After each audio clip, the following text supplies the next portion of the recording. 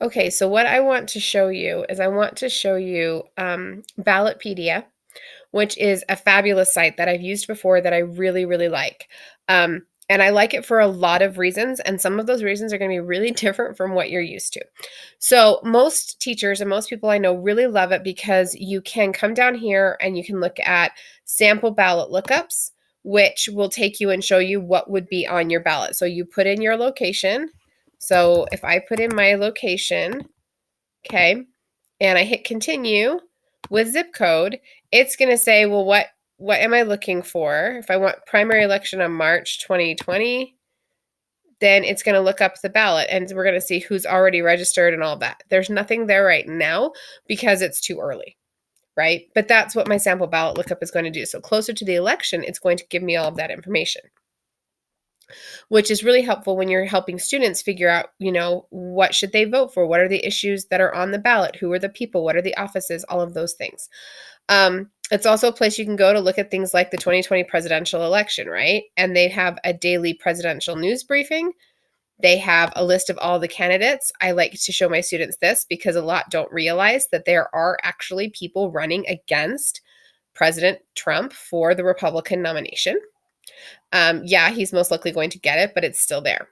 But the thing that I geek out about on Ballotpedia that I really love is this. If you click on politics and policy, and then you go down, you'll see that it has redistricting, okay? But it has SCOTUS cases, and that's what I want to show you. I love this part because when I'm working with my students, so much of what we do in our government class revolves around civil rights and individual rights and civil liberties. And a lot of that changes from the Constitution or has been interpreted differently because of Supreme Court cases. So I spend a lot of time working with my students, and I'm just a SCOTUS nerd, about Supreme Court decisions and Supreme Court cases. So what I love is that this site gives you a lot of information about Supreme Court cases. It goes down by circuit, right? The court of origination. It gives you an idea of the history of each of the cases that are going to be before the Supreme Court. So this tells you right here that the Supreme Court will begin hearing cases for the term starting October 7th. Right. And then it shows you what these cases are that they have agreed to listen to and where they're coming from. And I feel like that is super important and super interesting. And then you can go down where the case is coming from so you can get an idea of which districts. You can see the 7th district didn't send, and there are no appealed cases from the 7th district. So in the 7th district, the judges got it all right. Good for you, Illinois, Indiana, Wisconsin. Okay.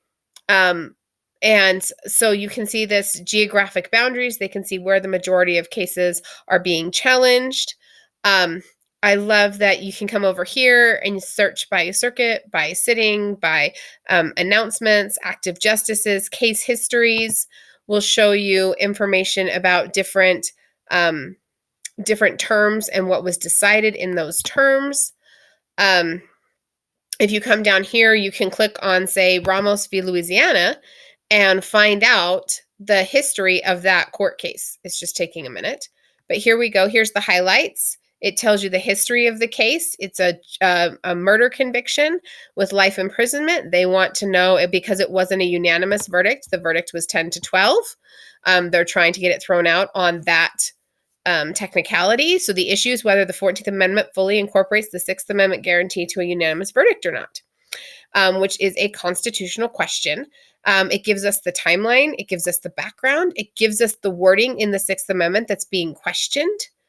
And eventually, once this course has been heard, an audio of the verbal arguments, oral arguments, will be made available. A transcript will be made available. And the outcome, whenever that is adjudicated, and whenever the decision is published, will also be on here. So students can go and they can look and they can say, okay, this is exactly what happened in the court. And so I absolutely love that. And then down here, it gives you a little bit more information directly from another website, which is the second site that I want to show you, which is SCOTUS blog,